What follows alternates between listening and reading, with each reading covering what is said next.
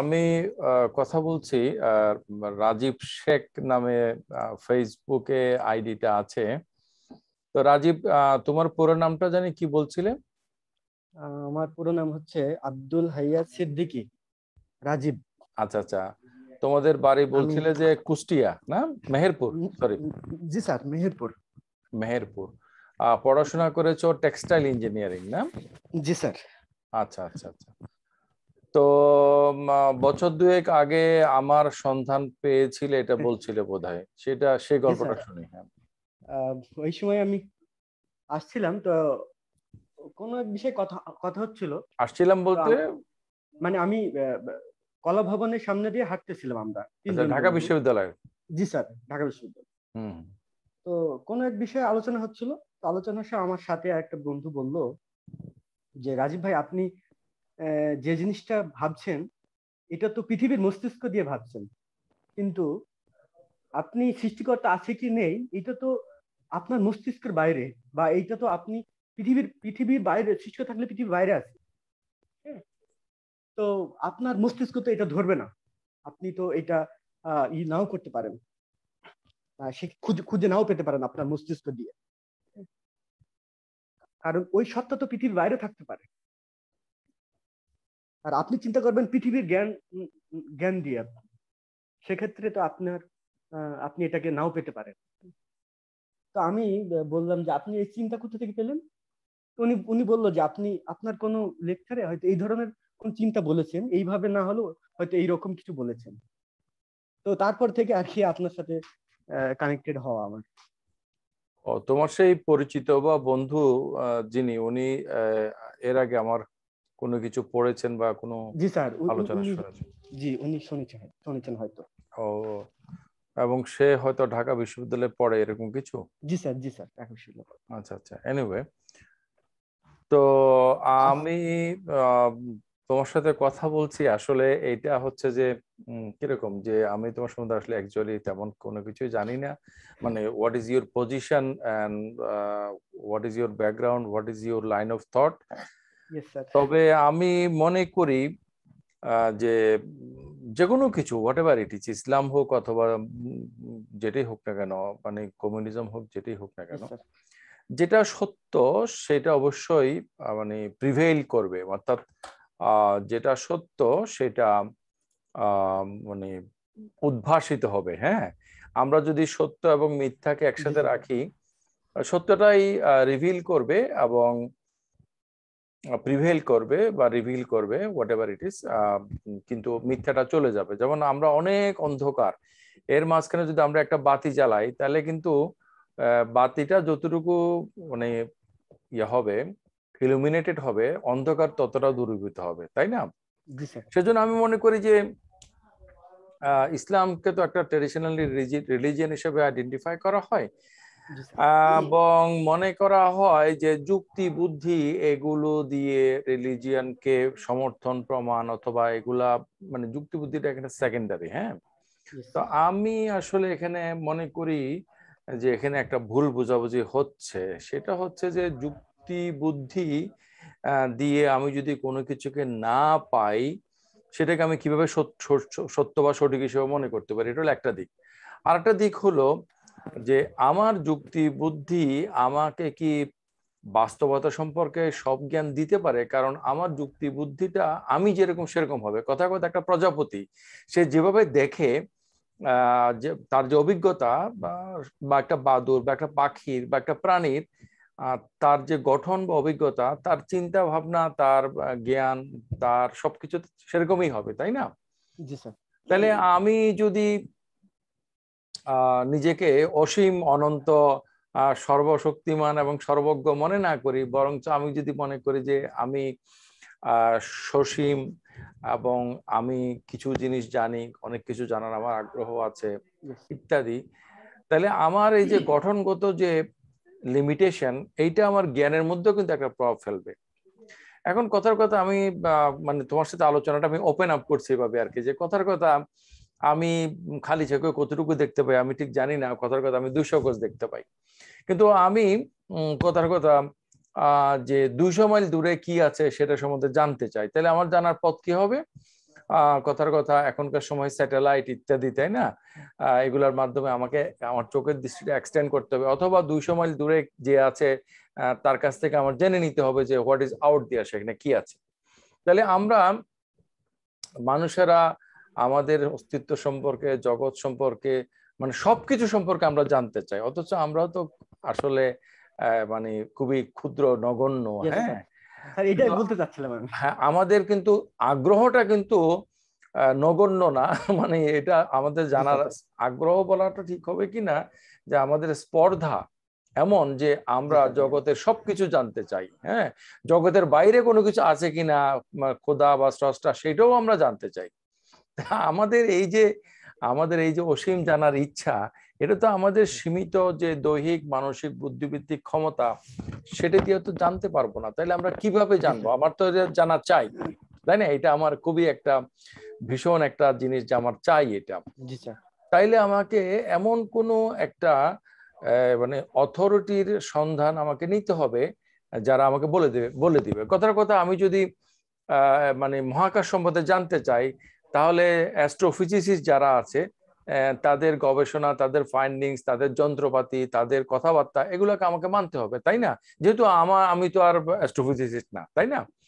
তাহলে আমি যদি মানে মানে মানে ফিলোসফিক্যালি এনগেজ হই যে জগৎ কোত্থেকে শুরু হয়েছে, কেন শুরু হয়েছে, এর বাইরে কেউ আছে কিনা, ইত্যাদি ইত্যাদি ইত্যাদি, যেগুলোর উত্তর খুঁজতে গিয়ে কেউ আস্তিক হয়, কেউ নাস্তিক হয়, কেউ সংশয়বাদী হয়, এগুলো নিয়ে যদি আমরা জানতে চাই, তাহলে কিন্তু আমাদেরকে একটা মানে যেসব বিষয় আমরা জানি না, সেসব বিষয় আমরা যা করি, যে আমরা মানে এক্সপার্টদের উপরে রিলাই করি, তাই না? তাহলে জগৎ সম্পর্কে জানার জন্য সামগ্রিক ভাবে, তাহলে জগতের ভিতরে যে কোনো কিছু তো জগৎকে পার্শিয়ালি দেখবে, তার অবস্থান থেকে দেখবে। তাহলে সামগ্রিক ভাবে যদি আমরা জগৎকে জানতে চাই, তাহলে জগতের বাইরে যদি কেউ থেকে থাকে এবং সে যদি জগৎ সম্পর্কে আমাদের কিছু বলে, তাহলে সেটা সঠিক হইতে পারে।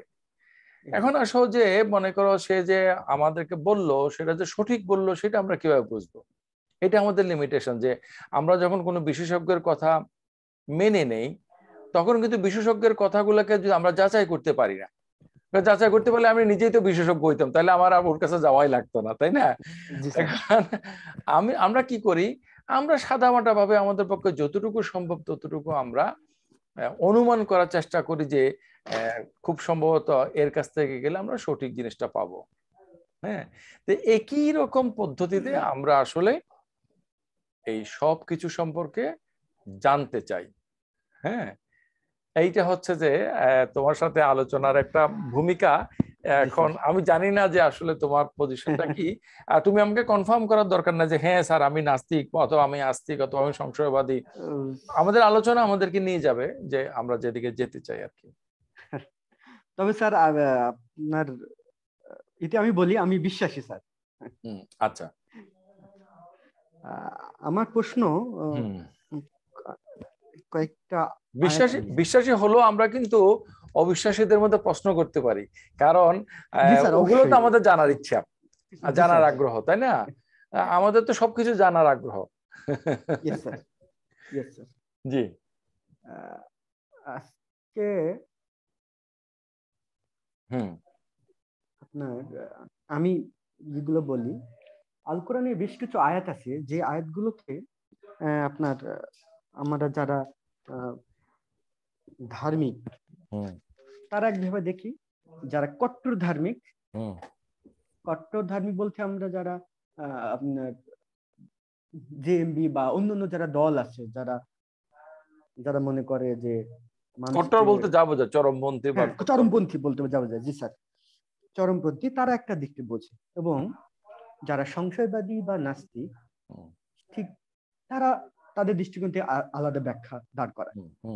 এখন আমার প্রশ্ন হচ্ছে, এই আয়াতগুলো নিয়ে আসলে কোন দিকে অরিজিনালি আমাদেরকে মুভ করা উচিত, সেটা হচ্ছে আমি একটু যদি পড়ে শোনাই স্যার। সূরা বাকারার 2 নম্বর সূরার 191 নম্বর আয়াত, এখানে আছে যে আর তাদেরকে হত্যা করো যেখানে পাও সেখানে। এখানে ঠিক উদ্বুদ্ধ করা হচ্ছে অমুসলিমদেরকে বা যারা ধর্মত্যাগ করে তাদেরকে হত্যার ব্যাপারে। আহ, নিসার 89 হুম আয়াত, সেখানে ঠিক এরকমই শব্দ যে অতঃপর যদি তারা বিমুখ হয় তাদেরকে পাকড়াও করো এবং যেখানে পাও হত্যা করো। হুম হুম আহ, ঠিক নেসার 91 নম্বর আয়াতে আবার বলা হচ্ছে, তবে তোমরা তাদেরকে পাকড়াও করো, যেখানে পাও সেখানে হত্যা করো। একই আয়াত, হুম মানে একই একই বিষয় বলতেছে দুইটা আয়াতেই। হুম নিসা 92 আয়াতে বলা হচ্ছে, এখানে একটু আলাদাভাবে বলা হচ্ছে। আমি এখানে পুরো আয়াতটা পড়ে শোনাই। মুসলমানদের কাজ নয় যারা মুসলমানদেরকে হত্যা করবে, কিন্তু ভুলক্রমে যে ব্যক্তি মুসলমানদেরকে ভুলক্রমে হত্যা করবে সে একজন মুসলমান কৃতদাসকে মুক্ত করবে, হুম রক্তের বিনিময়ে রক্ত সমাপন্ন করবে এবং তার স্বজনদেরকে সেটা মিউচুয়াল করে নেবে। কিন্তু যদি তারা ক্ষমা করে দেয় সেটা ভিন্ন কথা। হুম তারপর যদি নিহত ব্যক্তি তোমাদের শত্রু বা সম্প্রদায়ের অন্তর্ভুক্ত হয়, শত্রু সম্প্রদায়ের অন্তর্ভুক্ত হয়, তবে মুসলমান কৃতদাস মুক্ত করবে, এবং যদি সে তোমাদের সাথে চুক্তিবদ্ধ কোনো সম্প্রদায়ের অন্তর্ভুক্ত হয় তবে সে রক্তের বিনিময়ে সমাপন্ন করবে, আর স্বজনদেরকে একজন মুসলমান কৃতদাস মুক্ত করবে। অথবা যে ব্যক্তি না পায় না পায় সে আল্লাহর কাছে গুনাহ মাফ করানোর জন্য উপযুক্ত 2 মাস রোজা রাখবে, এবং আল্লাহ মহাজ্ঞানী সর্বময়। এইখানে যে বিষয়টা বলা হচ্ছে, যারা যদি সে মুসলমান হয় তাহলে তাদেরকে, মানে মুসলমানকে হত্যা করে ফেলেছে, হুম তাহলে এটা মানে মিউচুয়াল করে নিতে বলতেছে, সেটা রক্তের বিনিময়ে অন্য কোনো সম্পদ দিয়ে হুম বা যে কোনো ভাবে মিউচুয়াল করে নিতে বলতেছে। হুম এবং সবশেষে রোজা রাখার কথা বলা হয়েছে। হুম তার মানে কি মিউচুয়াল হচ্ছে, কিন্তু সে মুসলমান না, হুম তারপর তাকে কিন্তু হত্যা করার বৈধতা দেওয়া হচ্ছে। এখানে হুম এখানে কোনো বিচারের কোনো বালাই নেই। হুম এখানে নিসার 93 নম্বর আয়াতে যদি আবার বলি, হুম আহ, যে ব্যক্তি স্বেচ্ছায় মুসলমানদের হত্যা করে তার শাস্তি জাহান্নামে, হুম এবং সে চিরকাল থাকবে। ঠিক কিছু এর আগের আয়াতটা 92 আয়াতে বলা হলো যে আহ, যদি কৃতদাস মুক্ত করে দেবে বা রক্তের বিনিময় দেবে তার স্বজনদেরকে, আর পরের আয়াতে বলা হচ্ছে সে চিরকাল জান্নাতে থাকবে, জাহান্নামে থাকবে। হুম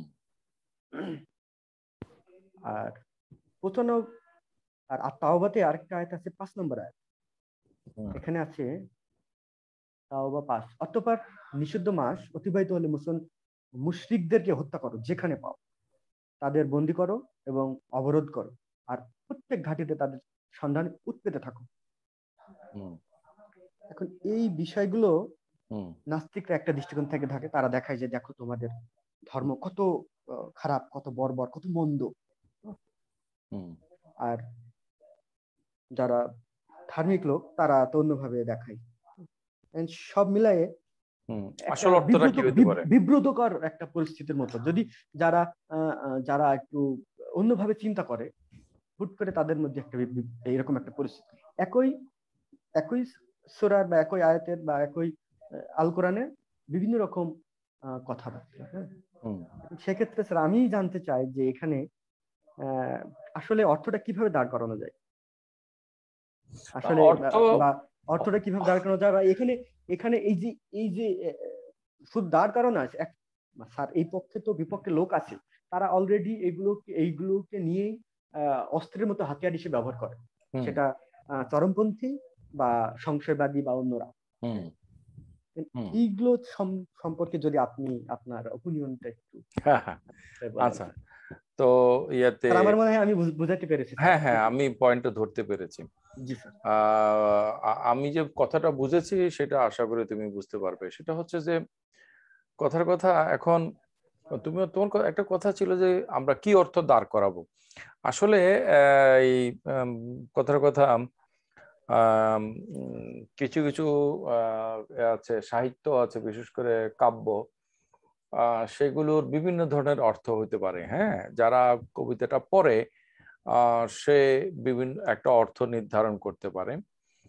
হয়তো লেখক সেটা বুঝিয়েছেন বা আরো কিছু বুঝিয়েছেন, এটা অনির্ধারিত। জি স্যার। কিন্তু আম, কোরআন যেটা হচ্ছে যে বলা হচ্ছে যে মানুষের হেদায়েত, হ্যাঁ, for all time to come, for all human being, হ্যাঁ, তো সেটার মধ্যে যদি এমন কথা থাকে যে কথাগুলা বিভিন্ন জন বিভিন্ন ভাবে সেগুলাকে ইন্টারপ্রিট করে, ইয়েস তাহলে তো এটা একটা রিয়েলি প্রবলেম আমার মনে হয় আর কি। হ্যাঁ, ইয়েস স্যার। তো অর্থ এখন আমরা সুবিধা মোতাবেক দাঁড় করাবো। ধার্মিক তোমার জি স্যার। 3 ক্যাটাগরির মধ্যে তো আমি যেহেতু আর নাস্তিকও না চরমপন্থীও না, তাহলে আমি ধার্মিক ক্যাটাগরিতে পড়ে যাচ্ছি। জি স্যার। তাহলে ধর্ম সমর্থন যারা করে তারা এক ধরনের ওজরখাহি বলে, মানে অ্যাপোলজি করা, মানে এটারে মিলাই দেয় জি না, স্যার। এটা নো প্রবলেম, এটা খুবই ভালো, এটাতে এটা বোঝানো হয়নি, এটা বোঝানো জি হয়নি, স্যার। এটা হচ্ছে যে এদিক এভরিথিং সেদিক করে ওকে। বোঝানো আর কি যাকে বলে। আচ্ছা, চরমপন্থীরা বললো হ্যাঁ এখানে বলা হয়েছে মারো ধরো কাটো, তাহলে আমরা করবো না কেন?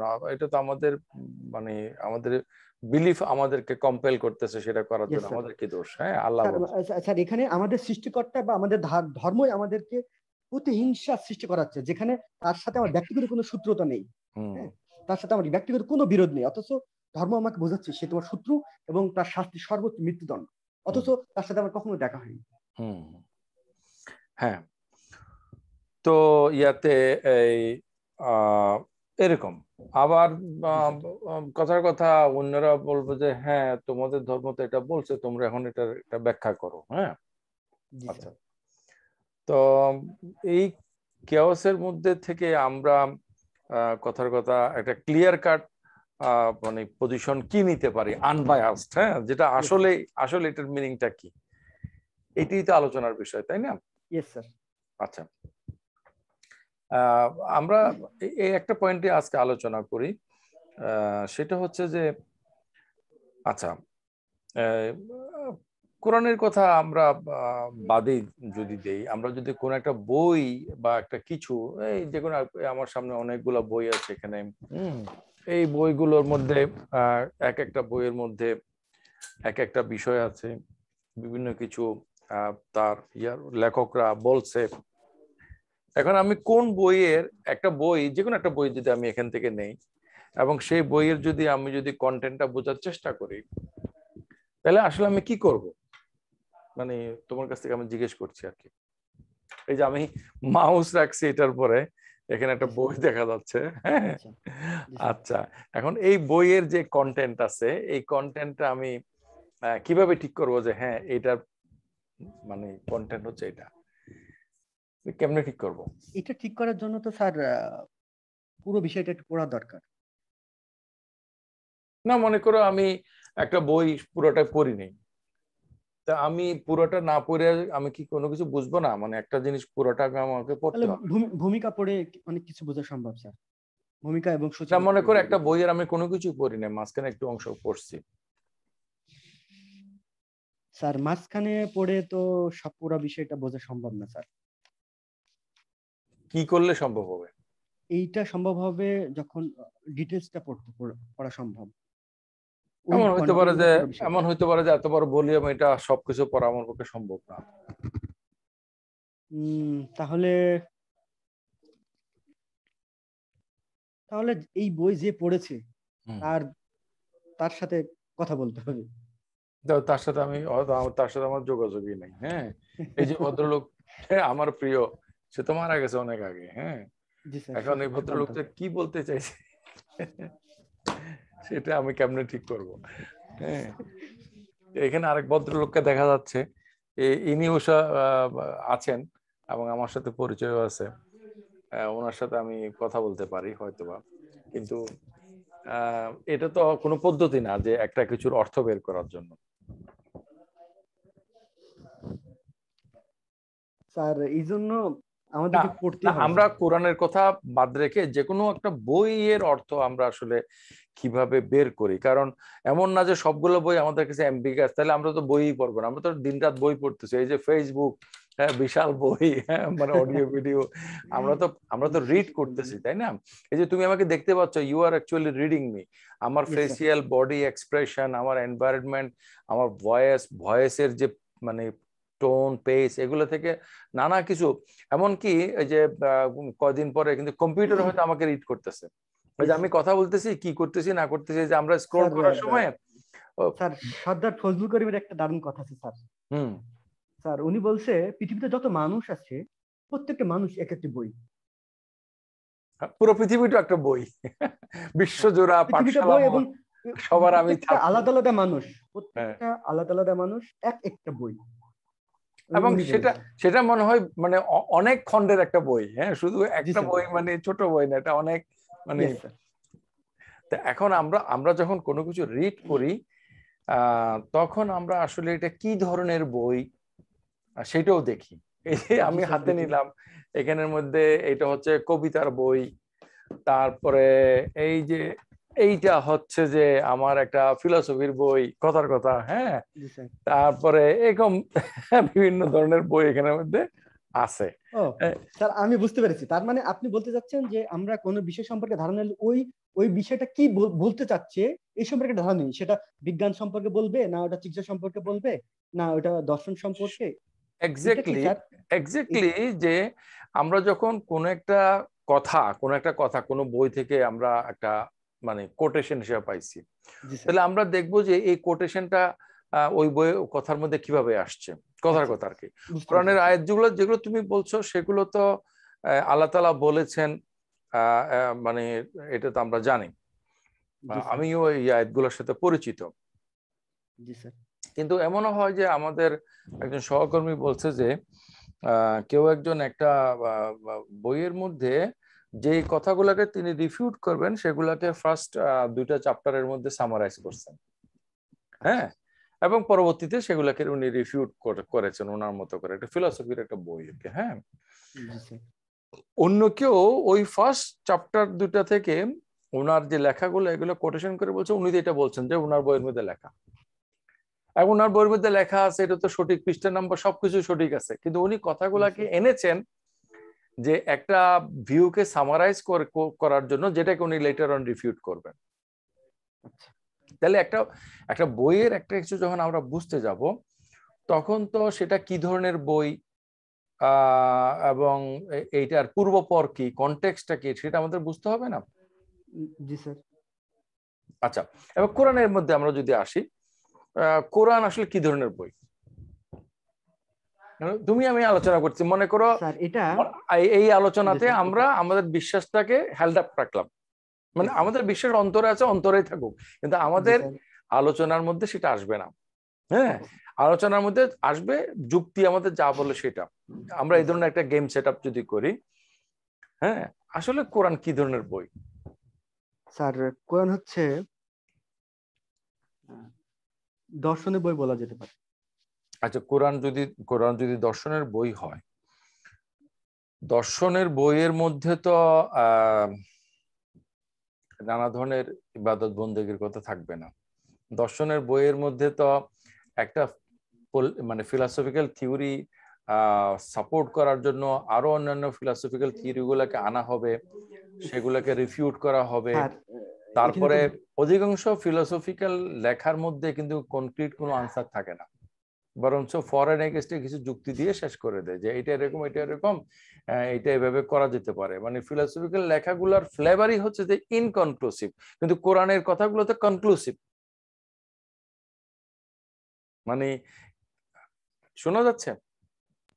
জি স্যার শুনছি। হ্যাঁ, আমি বলতে চাচ্ছি যে ফিলোসফির ফিলোসফির স্যার বইগুলোতে এখানে, লেখাগুলো তো ইনকনক্লুসিভ। মানে ফিলোসফিতে কনক্লুসিভ কথা যত কম বলা যাবে তত ভালো। এবং মানে গুড ফিলোসফিক্যাল রাইট আপ হচ্ছে কিছু ফর এন্ড এগেইনস্ট অ্যানালাইসিস দিয়ে শেষ করে।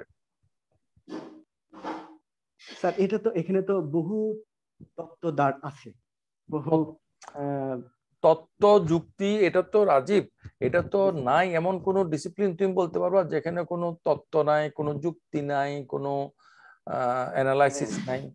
এমন কোনো কি ডিসিপ্লিন আছে? তার না সাহিত্য বলো, ইতিহাস বলো, বিজ্ঞান বলো, সবকিছুর মধ্যেই তো যে কেউ যে কোনো কিছু আলোচনা করে। একজন কবি যখন একটা কবিতা লেখে, জি তো স্যার। ওই কবিতাটারও কিন্তু ওটার মধ্যে কিছু তত্ত্ব থাকে, কিছু তথ্য থাকে, কিছু জি স্যার। যুক্তি থাকে, উম, কিছু না কিছু ব্যাপার তো থাকে, জীবন জগতের কিছু ব্যাপার তো থাকেই। বুঝতে পারছি স্যার। আচ্ছা, আমার আমার কাছ থেকে উত্তরটা আমি দিব তোমার, মানে তোমাকে জি আমি, স্যার। আচ্ছা, আমার কাছে উত্তরটা হচ্ছে যে কোরআন আসলে এমন একটা গ্রন্থ যে গ্রন্থটাকে আমরা একটা ধর্মীয় গ্রন্থ বলতে পারি, আবার এটাকে আমরা মানে এটার মধ্যে এমন কিছু আছে যেগুলা আসলে মানে ধর্মের বিষয় নয়, নিছক, হ্যাঁ, এমন অনেক বিষয়গুলো আছে। কথার কথা কিছু বিজ্ঞানের কথা আছে, কথার কথা কিছু দর্শনের কথা আছে, ইতিহাসের কথা আছে, ইত্যাদি আছে। আচ্ছা, যারা কোরআনকে ধর্মীয় গ্রন্থ মনে করে তারা মনে করে যে ধর্মটা এখানে মেইন, আর বাকিগুলো আছে ধর্মের রেফারেন্সে।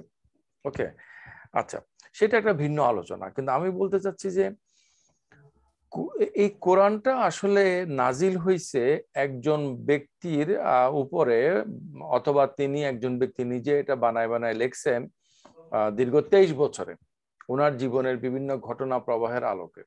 হ্যাঁ, জি স্যার। মোহাম্মদ সাল্লাল্লাহু আলাইহি ওয়াসাল্লাম। এখন মোহাম্মদ যিনি কোরআন আমাদেরকে দিয়েছেন, তিনি জীবনের নানা ঘটনাতে তিনি নাস্তিকদের দৃষ্টিতে এগুলাকে রচনা করেছেন, এবং বিশ্বাসীদের দৃষ্টিতে এটা ওনার উপর নাজিল হয়েছে। তাহলে ওই জীবনের ওই ঘটনাগুলা এই আয়াতগুলো বোঝার জন্য রেলিভেন্ট হবে না? জি স্যার। মানে আমরা যদি কথার কথা বাংলাদেশের মুক্তিযুদ্ধের ইতিহাসটাকে বাদ দিয়ে বাংলাদেশের সংবিধানকে বোঝার চেষ্টা করি, এটা তো আমাদের জন্য একটা মিসনোমার হবে। জি স্যার। তাহলে আমরা যদি দেখি যে এই যে আয়াতগুলো বলা হয়েছে, এই আয়াতগুলো আসলে কোন প্রেক্ষাপটে হয়েছে, সেটা যদি আমরা শানে নজরুল দেখি, তাহলে আমরা দেখতে পাই যে এই আয়াতগুলো হচ্ছে মূলত যুদ্ধের সাথে সম্পর্কিত। তাহলে মুসলমানরা কোরআনকে সামনে রেখে যুদ্ধ করেছে। সেই যুদ্ধ কিভাবে করতে হবে, যুদ্ধের কিছু গাইডেন্স, কিছু ডিসিশন, কিছু বিষয় তো কোরআনের মধ্যে আছে। তাহলে যুদ্ধ সংক্রান্ত যে বিষয়গুলো আছে সেগুলো যুদ্ধের প্রেক্ষাপটে না দেখে আমি যদি এটাকে যদি হ্যাঁ ধরো মারো কাটো বলা হয়েছে, সুতরাং এটা ধরো মারো কাটো, তো এটা কি হলো? এটা কি আসলে কোনো বই পড়ার একটা উপযুক্ত পদ্ধতি হলো, না, নাকি এই হলো যে না। একটা ফেলাসি যে বলে চেরি পিকিং, যে আমার একটা কথা ভালো লাগছে সেখান থেকে আমি নিয়ে এটা প্রমাণ করে দিলাম যে হ্যাঁ এটা প্রমাণিত হয়েছে। এই যে একটা কথা আমি মাঝে মাঝে বলি যে একজন নাস্তিকের কথার মধ্যে ও মাই গড, হ্যাঁ, ও গড, গড, হ্যাঁ, এরকম লেলিনের কথার মধ্যে কতবার গড আসছে, এগুলো সব রচনাবলী থেকে খুঁজে বের করে করে সে বলছে লেলিন একজন কিন্তু আস্তিক ছিলেন, আস্তে ছিল। যেহেতু উনি গডের কথা বলেছেন। আচ্ছা। হ্যাঁ, তাই এটা out of context cherry picking করলে তো আর হবে না। এখন এই যে ধরো মারো কাটো যাদেরকে বলা হয়েছে, তো তারা ওখানে নন মুসলিম পাইছি আর ধরে মেরে কেটে দিছে, মানে ইতিহাস কি সেটা বলে? না। তো ইতিহাস যদি সেটা না বলে, তাহলে এইগুলো থেকে আমরা এই ধরনের অর্থ কেন বের করবো? হ্যাঁ, আমি বলতে চাচ্ছি যে মানে আয়েশা রাদিয়াল্লাহু তাআলা আনহুকে জিজ্ঞেস করা হয়েছিল যে প্রফেটের জীবন সম্পর্কে। তো উনি বলছেন যে প্রফেটের জীবন আলাদা করে জানার দরকার নেই, তোমরা তো কোরআন পড়েছো, তাই না? পড়েছো? বলে হ্যাঁ পড়েছি। বলে কোরআন যদি পড়ে থাকো তাহলে প্রফেট মোহাম্মদকে তোমরা জেনে যাবা। ওকে, কথাটা যদি আমরা উল্টা করে দেই, সেটা হচ্ছে যে আমরা যদি কোরআন সম্পর্কে জানতে চাই, কোরআনের কোনো কিছু নিয়ে যদি আমাদের যদি কনফিউশন হয়, তখন আমাদেরকে প্রফেটের জীবনের দিকে যেতে হবে, যে কোন ঘটনাতে কোন প্রেক্ষাপটে এই জিনিসটা বলা হয়েছে। এখন মানে কোরআনকে তো মুসলমানরা তাদের একটা সংবিধান বা সংবিধানের মূলনীতির মতো মনে করে। তাহলে তাহলে এখন একটা মানে মানে তখন তো তখন তখন তো এমন ছিল যে কোনো রেগুলার আর্মি ছিল না, প্রত্যেকটা সক্ষম পুরুষ ছিল মানে সৈনিক। এবং প্রত্যেকেই নিরাপত্তার জন্য তার সাথে তরবারি বা অস্ত্র এগুলো সবসময় বহন করতো, একেবারে সবসময়। তো এখন ওখানকার যে সামরিক প্রয়োজনে যেসব নির্দেশনাগুলো আসছে, সেই নির্দেশনাগুলা তো যেমন তুমি সূরা তাওবার কথা বললা, এটা তো যে অষ্টম হিজরিতে আমার যতটুকু মনে পড়ে যে যখন হজ চলতেছিল, তখন হজে তাদেরকে এ করা যাবে না। তা তাদেরকে কেন এ করা হয়েছে?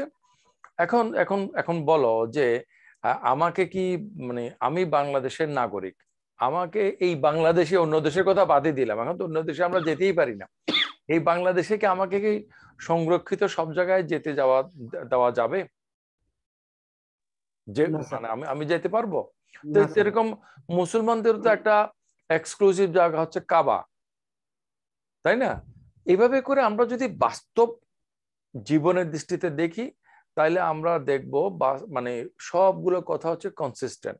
আর আমরা যদি বাস্তব ওই ঘটনাগুলোকে বাদ দিয়ে আমরা যদি শুধু এই উদ্ধৃতিগুলা দেখি, তখন এগুলো আমাদের কাছে অনেক গন্ডগোল বলেই মনে হবে।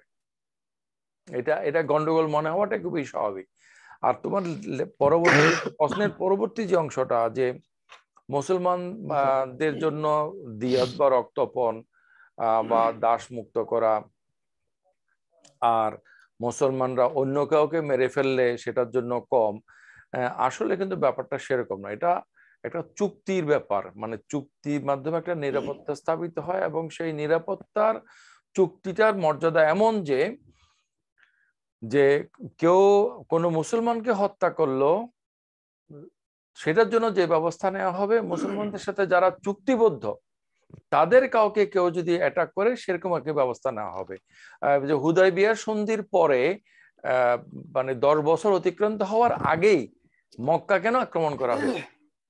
মক্কা আক্রমণ করা হয়েছিল যে মুসলমানদের সাথে নিরাপত্তা চুক্তিতে আবদ্ধ এমন একটা গোত্রকে কুরাইশরা আক্রমণ করছিল, এবং সে আক্রমণের কারণে চুক্তি যখন ভঙ্গ হয়ে গেল, তখন তারা একটা সমঝোতার প্রস্তাব নিয়ে আসছিল যে ঠিক আছে, আমরা কিছু ক্ষতিপূরণ দিয়ে একটা সমঝোতা করে ফেলি। প্রফেট মুহাম্মদ ইসলাম কিন্তু সেই সমঝোতাটা করেননি, বরঞ্চ উনি ওই যে মক্কা আক্রমণ করেছেন, যেটা মক্কা বিজয় হিসেবে আমরা পরিচিত। তো সুতরাং এই মানে আমি তো যতটুকু জানি সেটা হচ্ছে যে চুক্তিবদ্ধ যারা এবং যারা মুসলমান তাদের একই স্ট্যাটাস, এবং বিনা বিচারে যে মানে হামলা করো মারো এই ধরনের তো মুসলমানরা করে নাই। হ্যাঁ, আর সামরিক অভিযান চালাইছে, এটা তো সবাই চালায়, সব সময় চালাইতে হয়। কেউ যদি বলে যে এমন একটা ধর্ম হওয়া উচিত যেটার মধ্যে কোনো মারামারি, যুদ্ধ, মানে হত্যা কোনো কিছু থাকবে না, ভালোবাসা ভালোবাসা ভালোবাসা, এইটা ইসলাম না। আল্লাহ তাআলা বলছে আমাকে ভয় করো। হ্যাঁ, যতটুকু ভয় তোমরা করতে পারো। আল্লাহ তাআলা বলছে তোমাদের উপর জিহাদ ফরজ করা হয়েছে। ইসলাম খুব বাস্তবসম্মত একটা জীবন ব্যবস্থা। এই যে আমরা এখানে যে জুমে এখন কথা বলতেছি রাজীব, জি স্যার। বাংলাদেশ সরকারের অধীনে যদি একটা সেনাবাহিনী না থাকতো, এবং ওরা যদি এই যে পিটি প্যারেড, এই যে পাহারা, যা যা অস্ত্র টস্ত্র এগুলো নিয়ে বসে না থাকতো, আমাদের অবস্থা রোহিঙ্গাদের চেয়েও খারাপ হইতো। ঘটনা সত্য স্যার। আমরা যেখানে নিরাপদে আছি, এটা কিন্তু একটা সামরিক মানে একটা রক্ষাবহের মধ্যে আমরা আছি, তাই না? তো জি স্যার। এই সামরিক বিষয় তুমি যখন সামরিক বিষয়টাকে তুমি যখন সামরিক দৃষ্টিতে দেখবা, তখন তোমার কাছে এটা খুবই লজিক্যাল মনে হবে। এখন তুমি চরমপন্থীদের কথা যারা বলছো, যে যারা এগুলাকে মানে ইয়া হিসেবে ইউজ করতেছে, রেফারেন্স হিসেবে ইউজ করতেছে, তারা আসলে ভুল করতেছে। এগেইন তারাও যদি প্রফেটের জীবনের সাহাবীদের জীবনে তারা প্র্যাকটিক্যালি, অর্থাৎ কথাগুলা যাদের কাছে নাজিল হয়েছে তারা এটাকে যেভাবে শুনেছেন, আমল করেছেন, আমাদেরকে তো সেটা মানতে হবে। হ্যাঁ, তো তারা তো এগুলাকে মানে মানে যে কেউ তো যে কোনো ভাবে যে কোনো কিছু করতে পারে না। একজন চুরি করছে, তুমি কি ধরে তাকে হাত কেটে দিতে পারবা? এটা ইসলাম বলে? কিন্তু ইসলাম তো বলছে যে যারা চুরি করে তাদেরকে হাত কেটে দাও। এটা দিবে প্রপার অথরিটি। হ্যাঁ, যারা চরমপন্থী তারা তো এই জিনিসটাকে মিস করতেছে আর কি। আমার মনে হয় যে সার্বিকভাবে যদি আমরা একটা পড়াশোনা করতাম তাহলে হয়তো আমাদের ভুল বোঝাবুঝি হতো না আর কি। হতে ঠিক আছে স্যার।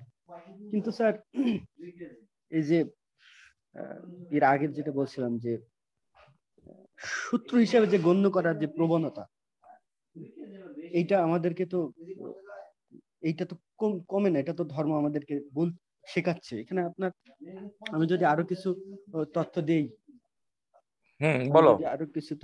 স্যার, সূরা আনফালে, স্যার এক মিনিট। হুম।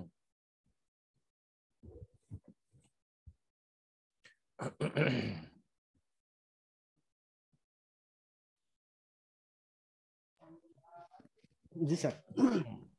হ্যাঁ বলো। এখানে একটা আয়াত আছে, যদি অবিশ্বাস করছে, মানে যারা অবিশ্বাস করছে তারা তারা হচ্ছে পরস্পরের বন্ধু, আর যারা বিশ্বাস করেছে তারা পরস্পরের বন্ধু। হুম এবং এখানে আছে, তোমার হে বিশ্বাসীগণ, তোমরা তোমাদের আপনজন ছাড়া অন্য কাউকে অন্তরঙ্গ বিশ্বাসের বন্ধু বানিও না। হুম আপনার এখানে যদি সূরা মুমতাহিন 1 থেকে 9 নম্বর আয়াতের ভিতরে এগুলো আছে যে আমরা আমরা ও তোমাদের শত্রুদেরকে বন্ধু হিসেবে গ্রহণ করো না। হুম হুম আল্লাহ কেবল তাদের সাথে বন্ধুত্ব করতে নিষেধ করেছেন হুম যারা। হুম তারপরে সূরা মুমতাহিনের 13 নম্বরে আছে, হে বিশ্বাসীগণ, যে সম্প্রদায়ের উপর আল্লাহর গজব, তোমরা তাদের সাথে বন্ধুত্ব করো না। হুম সূরা মুমতাহিনা 13। হুম সূরা নিসার 144, এখানে আছে, বিশ্বাসীদের পরিবর্তে অবিশ্বাসীদের বন্ধু হিসেবে গ্রহণ করো না। হুম সূরা সূরা মায়েদায় 51-তে আছে, হে বিশ্বাসীগণ, ইহুদি ও খ্রিস্টানদেরকে বন্ধু হিসেবে গ্রহণ করো না। হুম আহ, সূরা মায়েদার 56-তে আছে, তোমার না, এটা মায়েদার 57-তে আছে, হে বিশ্বাসীগণ,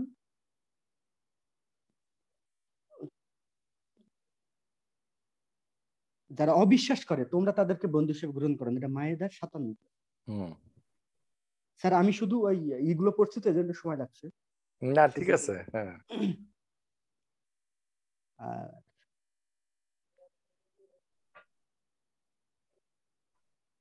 এখানে সূরা মায়েদার 82 নম্বর আয়াতে আছে, ইহুদি এবং ও- ও- যারা অবিশ্বাসী তাদের সাথে তুমি উগ্র উগ্র দেখাবে, হ্যাঁ, মানে উগ্রভাবে কথা বলবে, এরকম। এটা মায়েদার 82। স্যার এই যে আমাদেরকে ধর্ম তো আমাদেরকে তাহলে একজনের সঙ্গে ভালো ব্যবহার বা সৌহার্দ্যপূর্ণ এই বিষয়টা আমাদেরকে পাশ কাটিয়ে যাচ্ছে। ঠিক অন্য অন্য আয়াতে কিন্তু আবার ভালো ব্যবহারের কথাও বলা হচ্ছে। তাহলে এইগুলো তো একটা সাংঘর্ষিকের মতো হয়ে গেল অনেকটাই। তাহলে হুম হুম এইগুলো কিভাবে করা যেতে পারে? ওই এই যে সামরিক বিষয়ে যে আয়াতগুলো সেগুলোর ব্যাপারে যেটা বলেছিলাম এইটার ব্যাপারে আমার কথা সেটাই, যে এক্স্যাক্টলি আসলে এই কথাগুলো যাদের উপর নাজিল হয়েছিল আমরা তো এখন পড়তেছি, কিন্তু ওই কথাগুলা মানে মোহাম্মদ, আল্লাহ মাফ করুক, যে যদি নিজে বানিয়ে বলে থাকেন, যাদেরকে উনি প্রথম শুনাইছেন, মানে আমি কবিতাটা লেখার পরে প্রথম যাকে শুনাইছি, জি তো স্যার। তারা মানে তাদেরকে আমি কি ব্যাখ্যা করছি, তারা এটা শুনে কি করছে, তো এইটা পরবর্তীতে জন্য গুরুত্বপূর্ণ না। এখন নজরুল তার কবিতাটা লিখে কমরেড মুজাফফর আহমদকে শোনাইছে, এন্ড জি স্যার। কমরেড মুজাফফর আহমদ যদি একটা কিছু বলে সেটা আমাদের জন্য গুরুত্বপূর্ণ না। জি স্যার, তা এখন অবশ্যই গুরুত্বপূর্ণ। মোহাম্মদ সাল্লাহ ইসলাম এই উপরে এই আয়াতগুলো নাজিল হওয়ার পরে মোহাম্মদ সাল্লাহ ইসলামের অনুসারীরা কি করছে, যে তারা নন মুসলিম, তাদের কোনো ফ্রেন্ড ছিল না, নন মুসলিম কোনো নেইবার ছিল না, থাকলেও তাদের সাথে তারা উগ্র ছিল, এরকম কিছু? হুম, না স্যার, আচ্ছা, তো তবে এরকম ঘটনাও তো ঘটেছে স্যার। কিরকম? আপনার বিভিন্ন সম্প্রদায়ের উপরে পরে যখন যারা যারা জিজিয়া কর দিতে অস্বীকার করলো, হুম তাদের বিরুদ্ধে যুদ্ধ ঘোষণা করা হয়েছিল। হুম এটা তো রাষ্ট্র, তারপর জিজিয়া কর তো কোনো ব্যক্তি নিতে পারে না। মানে আমরা যখন অথরিটির কথা বলবো তখন জিহাদের প্রশ্ন আসবে, তখন জিজিয়ার প্রসঙ্গ আসবে, তখন আরো অনেক এই ধরনের রেলেভেন্ট বিষয়গুলো আসবে। একটা জিনিস তুমি হলিস্টিক্যালি বোঝার চেষ্টা করো, জি স্যার। সেইটা হচ্ছে যে এই আমি মানে এর আগের আলোচনাতে যে কথাটা শেষের দিকে বললাম, যে এটা একটু বাস্তবসম্মত একটা জীবন ব্যবস্থা। এখন আমাদের মাথার মধ্যে ঢুকানো হয়েছে এটা একটা ধর্ম, ইহুদি ধর্ম, বৌদ্ধ ধর্ম, খ্রিস্টান ধর্ম, বিভিন্ন ধর্মের মতো ধর্ম। তা আমি একবার জি স্যার। একজনের সাথে আলোচনা করছিলাম যে ঠিক আছে চলো আমরা ধর্মের বৈশিষ্ট্যগুলো আলোচনা করি। তো আমরা কাগজের মধ্যে লিখলাম যে ধর্মের এই বৈশিষ্ট্য। আচ্ছা, ধর্ম নয় কিন্তু এটা মানে লাইফ ভিউ, একটা জীবন ব্যবস্থা, একটা আইডিওলজি, সেটার মধ্যে কি কি থাকে। তারপর আমরা একটা লিস্ট করলাম আমাদের কিছু স্টুডেন্টের সাথে। লিস্ট করার পরে আমি বললাম যে এবার তাহলে আমাকে বলো, একটা ফিমেল স্টুডেন্ট, আমি তাকে বললাম যে এবার আমাকে বলো যে এই জীবন ব্যবস্থা বা আদর্শ সংক্রান্ত যে বিষয়গুলো তুমি বললে যে এগুলো হইলে এটাকে আমরা একটা মানে আইডিওলজি বা লাইফ ভিউ হিসেবে বলবো, একটা প্যারাডাইম হিসেবে বলবো। এইটা ইসলামে আছে না নাই, তুমি তো ইসলাম সম্বন্ধে যতটুকু জানো। আর সে বলে যে হ্যাঁ স্যার এটা আছে। তাহলে তুমি এটাকে ধর্ম বলছো কেন? আর তোমাকে শেখানো হয়েছে। এবং মানে ইসলামের পক্ষের লোকেরাও এটা এই ভুলটা করে, যখন তারা ব্যাখ্যা করে তখন বলে যে এটা এমন একটা ধর্ম, এটার মধ্যে রাজনীতি, অর্থনীতি, সমাজনীতি, মানুষের সবকিছু আছে। এটা একটা বিদঘুটের কথা, ধর্মের মধ্যে অর্থনীতি থাকবে কেন, ধর্মের মধ্যে রাজনীতি থাকবে না, এমনটা এবং হয়ে এই জন্য থাকে স্যার। তারা ধর্মীয় রাজনীতি নিয়ে আসে। কথা বুঝছো? তো এটা নিয়ে আমার অনেক লেখালেখি আছে, সেখানে আমি দেখাইছি যে ধর্ম বলতে ধর্ম জিনিসটা কি। আমার আমার একটা বই আছে পোস্টার নিয়ে, আমার একটা বই আছে, এটা হচ্ছে এটা একটা ম্যানাস্ক্রিপ্ট, এই যে এটার মধ্যে আমি দেখাইছি যে ধর্ম বলতে আসলে কি বোঝায়। ধর্মের মধ্যে কিছু রিচুয়াল থাকবে, স্পিরিচুয়ালিটি থাকবে, তারপরে এ ধরনের কিছু বিষয় থাকবে। গড নাও থাকতে পারে, কারণ বৌদ্ধ ধর্মের মধ্যে গড নাই। তো এখন ধর্মের অন দ্য কন্ট্রারি তুমি যদি দেখো, ধর্মের অপরিহার্য বৈশিষ্ট্যগুলোর মধ্যে কোনোটা কিন্তু ইসলামের মধ্যে নাই, এবং ইসলাম এগুলো বিরোধিতা করেছে। যেমন প্রিস্ট ক্লাস, মানে যাজক শ্রেণী, ইসলাম এটার খুব বিরোধিতা করেছে। হুম, এরকম অনেকগুলো বিষয় কিন্তু নাই ধর্মের স্যার মধ্যে। একটু আপনি বৌদ্ধ ধর্মের কথা বললেন তো স্যার, একটু স্যার বৌদ্ধ ধর্মের গড নেই, কিন্তু এখন যারা আছে তারা তো বুদ্ধকেই গডের মতো বানায় ফেলছে। ঘটনা কি এরকম না?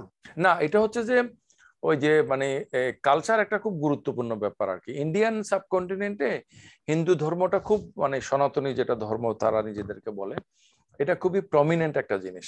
সেজন্য এই উপমহাদেশের যে ধর্মগুলো, এই সবগুলো কোনো না কোনো ভাবে হিন্দু ধর্ম দ্বারা প্রভাবিত হয়েছে। আচ্ছা হ্যাঁ, বৌদ্ধ ধর্ম এটার বাইরে না। হ্যাঁ, আচ্ছা এজন্য বৌদ্ধ ধর্ম মানে বৌদ্ধ ধর্মের তো অনেকগুলো ভাগ আছে, হীনযান, মহাযান ইত্যাদি জি ভাগ স্যার। আছে।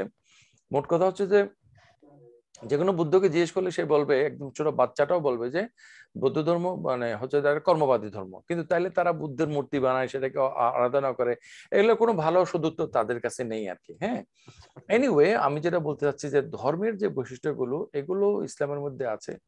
ধর্মের বৈশিষ্ট্য নয় এমন বিষয়গুলো আছে। সেজন্য ইসলাম হচ্ছে যে একটা এক্সট্রাঅর্ডিনারি, ইসলামকে নিজক আইডিওলজি বলাটা একটা মুশকিল, কারণ আইডিওলজির মধ্যে কিন্তু এমন জিনিস থাকার কথা নয় যে জিনিসগুলো ইসলামের মধ্যে আছে আর কি। হ্যাঁ, এই জন্য আমার ওই বইটার মধ্যে আমার একটা ইসলাম নিয়ে কয়েকটা পোস্টার আছে, এখানে আমি দেখাইছি যে ইসলাম ইসলামের ইমানের যে বিষয়গুলো এগুলো কোর ফিলোসফিক্যাল, আর ইসলামের যে মানে শরীয়তের বিষয়গুলো এগুলো লাইফ স্টাইলের সাথে মোর রিলেটেড আর কি। হ্যাঁ, তো আমাদের মূল ইয়াতে আমরা যদি যাই, সেটা হচ্ছে যে এই যে মানে ইসলাম এমন মানে মানে কোনো ব্যবস্থার কথা বলে না, যে ব্যবস্থাটা হচ্ছে যে শান্তি শান্তি শান্তি শান্তি। আচ্ছা বরঞ্চ এখানের মধ্যে যুদ্ধের কথা আছে, এখানে সংঘর্ষের কথা আছে, এখানে চুক্তির কথা আছে, চুক্তি ভঙ্গের শাস্তির কথা আছে, অনেক ধরনের বিষয়গুলো আছে। এবং এবং কোরআনের একটা আয়াত আছে যে কিসাসের মধ্যে রয়েছে মানে জীবন, অফিল কিসাসে হায়াতুন, কিসাসের মধ্যে রয়েছে জীবন। হ্যাঁ, ইয়া উলিল আলবাব। তুমি চিন্তা করে দেখো যে একটা মানুষ অপরাধ করেছে, সে যে ধরনের অপরাধী হোক না কেন, তাকে যখন মানে মানে কথার কথা হত্যা করা হলো, তাহলে তো তার সংশোধনের কোনো পথ থাকলো না। জি স্যার, কোনো থাকলো না। এই যে ক্যাপিটাল পানিশমেন্টের বিরুদ্ধে যারা করে। হুম, জি স্যার। এখন এই মানে এটা তো খুবই একটা যুক্তিসঙ্গত কথা যে লোকটা তো সংশোধনের সুযোগ হইলো না, তাই না? এখন ইসলাম ইসলাম আসলে কি ধরনের জীবনের কথা বলে? ইসলামের জীবনের ধারণাটা তো জন্ম থেকে শুরু, মৃত্যুর মাধ্যমে শেষ, এভাবেই তো নয়। জন্মের আগেও ছিল, মৃত্যুর পরেও থাকবে। এই যে এক্সটেন্ডেড মানে লাইফ ভিউ, এটার আলোকে ইসলামের ব্যবস্থাগুলো দেখতে হবে। তাহলে এখানে একজনকে শাস্তি দেওয়ার মাধ্যমে ইসলামের যে কনসেপ্ট, সেটা হচ্ছে যে আফটার লাইফের মধ্যে সে এটা থেকে মুক্ত হইল। হ্যাঁ, এখন আমরা যদি মনে করি যে আফটার লাইফ নাই, তাহলে তো আমার কাছে অবশ্যই ক্যাপিটাল পানিশমেন্টটাকে একটা কিন্তু ইয়া বলে মনে হবে, মানে এটাকে একটা মানে ইনহিউম্যান বলেই মনে হবে, মনে হওয়াটাই স্বাভাবিক। হ্যাঁ, এরপরে আসো যে তোমার বন্ধুত্বের যে প্রশ্নটা, মনে করো, আচ্ছা তুমি আমাকে বলো রাজীব, যে তুমি কেউ মানে একজন একজন বিশ্বাস করে, তুমি আমি না, মনে করো একজন বিশ্বাস করে যে এইভাবে সে যদি বিশ্বাস করে এবং কর্ম করে সে অনন্ত জীবনে সুখী থাকবে, এবং এইভাবে না করলে অনন্ত জীবনে সে অসীম দুঃখের মধ্যে থাকবে। এইটা যদি সত্যি কেউ বিশ্বাস করে এবং যে এই অসীম দুঃখের দিকে ছুটে যাচ্ছে, সেই ব্যাপারে তার কোনো যদি কনসার্ন না থাকে, তার সাথে সে যদি একটা বোজম ইন্টিমেট রিলেশন গড়ে তোলে, সে আদৌ কি বিশ্বাস করে ওইটা? তুমি অঙ্কের নিয়ম আসো না, তুমি আমি মুসলমান হিন্দু বাদ দাও না। এই যে নাস্তিকেরা মানে যারা মনে করো রিচার্ড ডকিন্স অথবা স্যাম হ্যারিস, যাদেরকে মানে এখন বলা হচ্ছে যে নিউ অ্যাথিস্ট, মানে যারা রেডিক্যাল, যারা চায় যে নাস্তিকতা প্রতিষ্ঠিত হোক, ধর্ম মানে মানে দূরীভূত হোক, এটা তারা কেন চায়? কারণ তারা এটাকে সঠিক মনে করে। তুমি কি মনে করো যে এই যে আমার কথা দিয়ে শুরু, যে কথা দিয়ে শুরু করছিলাম, যে হক এবং বাতিল, সত্য এবং মিথ্যা, আলো এবং অন্ধকার একসাথে কি থাকতে পারে? তুমি লজিকের কথার মধ্যে আসো না, থাকতে পারে না। কিন্তু এর মানে এই নয় যে প্রতিবেশী সুলভ, বন্ধু মানে সহপাঠী সুলভ, শিক্ষক ছাত্র সুলভ, মানবিক সামাজিক সম্পর্ক সুলভ যে ব্যাপারগুলো, সেই ব্যাপারগুলোকে অস্বীকার করতে হবে। এটা তো মুসলমানরা করে নাই, হিস্ট্রিতে সেটার মধ্যে নাই। তাহলে বন্ধু হিসেবে না নেওয়ার কথাগুলো যেগুলো বলা হয়েছে, সেটা হচ্ছে যে তোমার অন্তরে যদি জাহান্নামের আগুনের দিকে যে যাচ্ছে, তার জন্য যদি মানে ভালোবাসাটা আনকন্ডিশনাল হয়, তাহলে তো তোমার বিশ্বাসটা আসলে কিন্তু সঠিক নয়। এটাই তো যুক্তিসঙ্গত কথা। একজন নাস্তিক একজন আস্তিকের যে ভুল তার দৃষ্টিতে, মানে সে ধর্মের যে ভুলের মধ্যে আছে, একজন মানে একজন যদি মানে ইমানদার নাস্তিক হয়, সে ওই আস্তিকতা ধর্মের আয়াতে যে মানে ভুল করতেছে, সে সেই ব্যাপারে কনসার্ন হবে না। হ্যালো, আচ্ছা, তারপর তুমি আবার চিন্তা করে দেখো যে প্রত্যেকটা সক্ষম মুসলিম ছিল একজন সোলজার। তুমি বলো যে একজন সোলজার, সৈনিক, বিরোধী পক্ষের একজন সৈনিকের সাথে ইন্টিমেট বোজম রিলেশন করবে আনকন্ডিশনাল, এটা কি কোনো সেনাবাহিনী অ্যালাউ করবে? না স্যার, এখন করবে না। এখানে একটা বোঝার ব্যাপারটা হচ্ছে যে আমি আমার বিজনেস সিক্রেট এবং অন্তরের জায়গাটা কাকে দিব, আর আমি কার সাথে কি রিলেশনে আসব।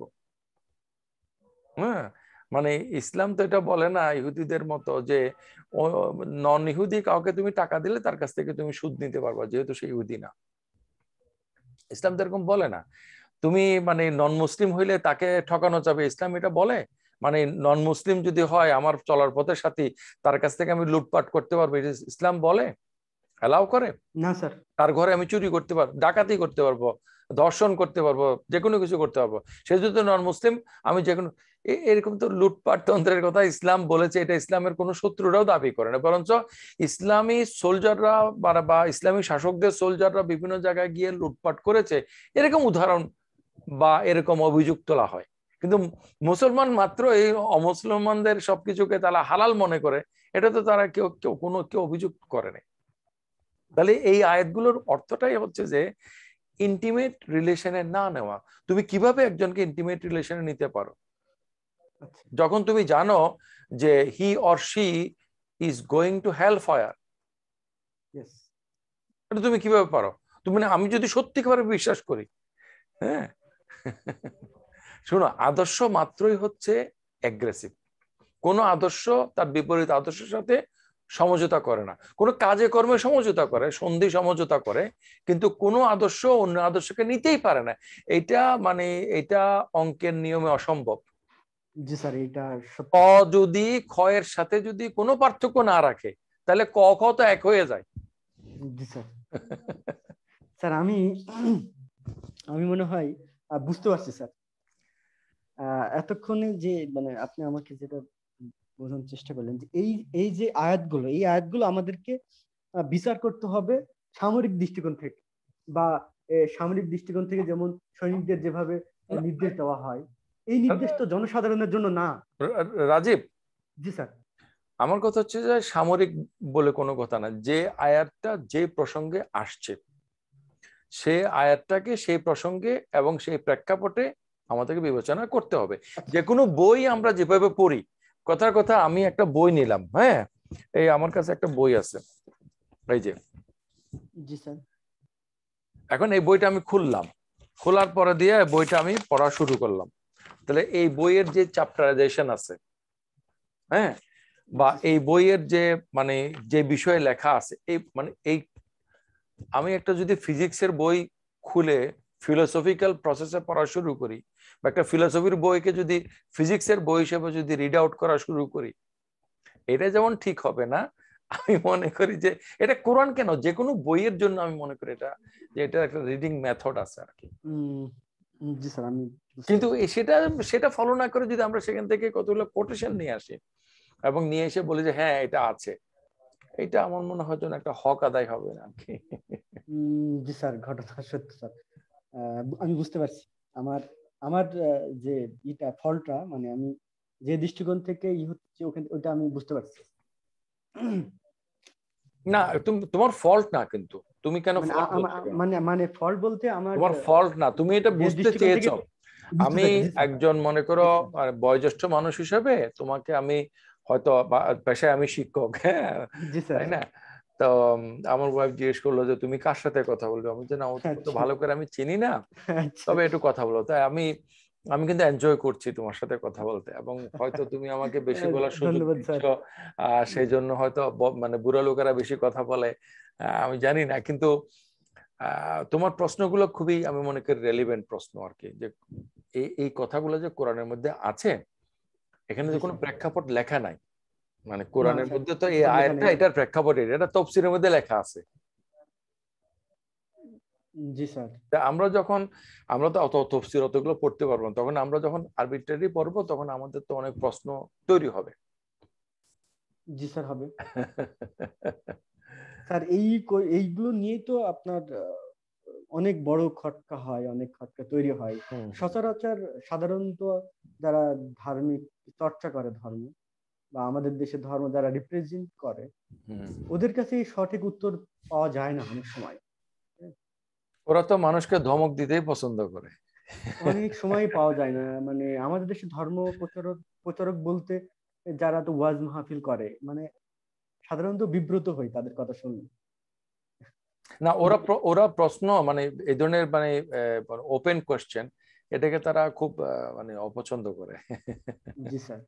যেমন স্যার আপনি আমাকে এই জিনিসটা যেভাবে বোঝানোর চেষ্টা করলেন স্যার, আমি যদি একজন বাংলাদেশের একজন, ধরেন প্রথম শ্রেণীর সে ধর্ম মাহফিল করে, মানে এদেরকেই সাধারণত বোঝে যে সে ধর্ম প্রচার করতে, তো সে তো খুবই বিব্রত হবে হবে।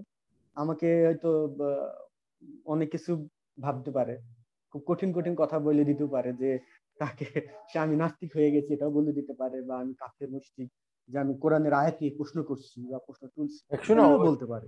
কেউ কেউ নাস্তিক হওয়াটা আমি মনে করি যে মানে কম ক্ষতিকর না বুঝে স্যার আস্তিক স্যার হওয়ার স্যার চেয়ে। স্যার, আমি এটা এই মৌলানা দৃষ্টিকোণ থেকে বলেছি স্যার। আহ, আহ, উনি ভাবতে পারে, এইভাবে ভাবতে পারে, হুম, আমি এটা বলতেছি। হুম। তো সেক্ষেত্রে যাতে, আমি, হ্যাঁ, জি স্যার, জি স্যার, বলেন স্যার। আমি বলতে চাচ্ছি যেমন আরেকটা প্রসঙ্গ তোমার সাথে আলোচনাতে আসে নাই, এখন একটু বলি আমরা শেষ করব আজকের জি স্যার। মানে মতো। এটা হচ্ছে যে কোরআনের মধ্যে ধরো বলা হয়েছে যে মানে এই, একটা কিছু যে কথার কথা, আহ, মানে সূর্য মানে কি বলে জানি আল্লাহর কাছে সিজদা করছে। হুম, সূর্য সেজদা করে। আচ্ছা, সিজদা করে। তারপরে এরকম কিছু কথাবার্তা, তারপরে হচ্ছে যে ওই যে মায়ের পেটের মধ্যে কি আছে এটা কেউ জানে না, এখন তো আল্ট্রাসোনোগ্রাফি করেই জানা যায়। হ্যাঁ, জানা যায়। তারপরে জি আমরা স্যার। আমি যদি বাতাসগুলাকে বন্ধ করে দিতাম, হ্যাঁ, তাহলে তো তোমাদের নৌযানগুলো অচল হয়ে পড়তো। এখন তো জি বাতাস স্যার। ছাড়াই কিন্তু নৌযান চলে, বুঝছো? তো এই ধরনের অনেকগুলো মানে ভুল কোরআনের মধ্যে মানে বের করে। একটা জিনিস তুমি চিন্তা করে দেখো, তুমি ডেফিনেটলি সায়েন্সের ছাত্র, তাই না? জি স্যার। তুমি দেখো, আমরা যদি মানে আমরা যে মানুষ, আমাদের যে একটা মাইন্ড আছে, আমাদের যে একটা সাবজেক্টিভিটি আছে, আমরা আমাদের মতো করে দেখি, আমাদের মতো করে বোঝার চেষ্টা করি। এগুলাকে বাদ দিয়ে তুমি যদি রিয়েল মানে অবজেক্টিভ সায়েন্টিফিক ওয়ার্ল্ডটাকে দেখো, সেই ওয়ার্ল্ডের মধ্যে তো মানে এই এই যে এইসব বইপত্রের মধ্যে যেসব কথাবার্তা আছে সেগুলো কিছু নাই। রিয়েল সায়েন্টিফিক ওয়ার্ল্ডের মধ্যে দিন বলে কোনো কিছু আছে? না স্যার। এটা একটা আবর্তন হচ্ছে, এবং এই জি স্যার। আবর্তনটা দেখার জন্য যেহেতু কেউ নাই, আবর্তন হচ্ছে বলার কোনো মানে হয় না। কথার কথা, এই যে এখানে স্কেলটা, এটা এটা কি কালার? একটা কালার না? জি স্যার। তো এই কালারটা তো একটা ব্রেনের ইন্টারপ্রিটেশন। রিয়েল ওয়ার্ল্ডে তো কোনো কালার নাই। আমরা কালার মনে নেই। করতেছি এইটা এই রঙের। এরকম সূর্যের আলোর কাছে নিয়ে গেলে সে রংটা চেঞ্জ হয়ে যেতে পারে। রং তো নাই, এটা তো রং তো কতগুলা নাই। কতগুলা এনার্জি প্যাকেট, ফোটন বলা হয়, এগুলা এগুলা অসিলেট করে করে আসে। জি স্যার। তারপরে সেগুলা এসে বস্তুর উপরে পড়ে, বস্তুর উপর হ্যাঁ। পড়ার পরে দিয়ে অ্যাবজর্ব হয় অথবা রিফ্লেক্ট হয়। রিফ্লেক্ট হওয়ার পরে দিয়ে আমাদের চোখে গিয়া করে, সেখানে কিছু কোণ থাকে, সেগুলো সেগুলো রিসিভ করে, রিসিভ বিভিন্ন করার রকম পরে বিভিন্ন দিয়ে কালার দেখা সেগুলাকে যায়। ইলেকট্রোম্যাগনেটিক সিগন্যাল জি হিসেবে স্যার। আমাদের ব্রেন ইন্টারপ্রিট করে। ঠিক। রিয়েল ওয়ার্ল্ডে তো রিয়েল ওয়ার্ল্ডে তো কোনো কালার বলে কোনো কিছু নাই, তাই না? জি স্যার। মনে করো গুগল একটা টাইম দিছে যে সানসেট এতটাই, তো সাইন্টিফিক্যালি তো সান কখনো সেট হয় না, সান তো আছে সানের জায়গায়। ইয়েস। সান কে ঠিক কখনো স্যার। সেট হয়? না। তাহলে আমি যদি কোরআনকে ভুল বলতে যাই, তাহলে তো আমার এন্টায়ার হিস্ট্রি, লিটারেচার এবং হিউম্যান ল্যাঙ্গুয়েজকে বাদ দিতে হবে। আচ্ছা। আমি তোমার একটা কথা বলি, এই ইয়াতে scientifically in the real world আসলে কোনো কিছু নাই, কিন্তু আমরা মিনিংফুলি সেগুলো ব্যবহার করি। যেমন আমরা বলি স্থির। আচ্ছা, স্থির বলে কোনো কিছু আছে? তুমি তো সায়েন্সে পড়াশোনা করছো, তুমি বলো তো যে সাইন্টিফিক্যালি কি প্রত্যেকটা জিনিস, কোয়ান্টাম মেকানিক্স কি বলে, প্রত্যেকটা জিনিস একটা ওয়েভের মধ্যে আছে, প্রত্যেকটা জিনিস ঘুরতেছে। আবর্তিত হচ্ছে, সবকিছু আবর্তিত হচ্ছে। জগতের মধ্যে স্থির কোনো কিছু আছে কিনা? না স্যার। জগৎ ইটসেলফ হচ্ছে অস্থির। কারণ পুরো জগৎটাই তো স্থির না আচ্ছা, এখানে। তুমি আমাকে বলো যে জগতের মধ্যে সমতল। আমরা তো এমনি আমাদের মাপার জন্য পৃথিবী সমতল বলি, যদি আমরা জানি যে পৃথিবী সমতল না। তাহলে পৃথিবী সমতল, আমরা সমতল মাপি, আমরা যে প্লেন সারফেস বলি, ওয়াটার লেভেল বলি, এগুলো কি আসলে কথাগুলো কারেক্ট? না স্যার। তো এখন এখন তুমি যদি অর্ডিনারি লিটারাল ল্যাঙ্গুয়েজের বিষয়গুলোকে যদি সাইন্টিফিক অবজেক্টিভ মেজারমেন্ট দিয়ে মাপো, তাহলে এটা কি হবে? এটা মনে হয় যেন ওই যে মানে বাতাসকে বোধহয় মানে ওই যে ওই কাপড়ের মতো মাপার মতো ব্যাপার, যে বাতাসটা কতটুকু লম্বা আমি দেখি। আচ্ছা। হুম। মানে বুঝতে পারছি স্যার। এই যে মানে মানুষেরা যে কোরআন কেউ ফলো না করতে পারে সেটা ভিন্ন কথা, কিন্তু কোরআন বা যে কোনো বই, এটাকে পড়ার, এটার অর্থ বের করার যে মেথোডোলজি আছে, মানে মানে রাজীব, তুমি কি আমার কথাগুলাকে অফেন্ডেড ফিল করতেছো? Yes sir. স্যার অফেন্ডেড হচ্ছ? আমি আমি আমি মানে খুব তুমি তুমি এনজয় মাইন্ড করছি স্যার। করতেছো যে আমি না তোমাকে স্যার, না স্যার। মানে একতরফা ভাবে কথা না না বলতেছি? স্যার, একদমই না স্যার, একদমই না স্যার। আচ্ছা, আমি তো তোমাকে যেটা বলতে চাচ্ছি যে এই কবিতার বই নিয়ে কেউ যদি সেখানে যদি ইতিহাস খুঁজতে যায়, ইতিহাসের বই নিয়ে কেউ যদি সেখানে যদি দর্শন খুঁজতে যায়, দর্শনের বই নিয়ে কেউ যদি সেখানে বিজ্ঞান খুঁজতে যায়, বিজ্ঞানের বই নিয়ে কেউ যদি সেখানে মধ্যে যদি মানে ধর্ম খুঁজতে চায়, সবচেয়ে হ্যাঁ, বড় প্রবলেম। ধর্মের বইয়ের মধ্যে কেউ যদি অন্য কিছু খুঁজতে চায়, এটা তো মুশকিলের ব্যাপার।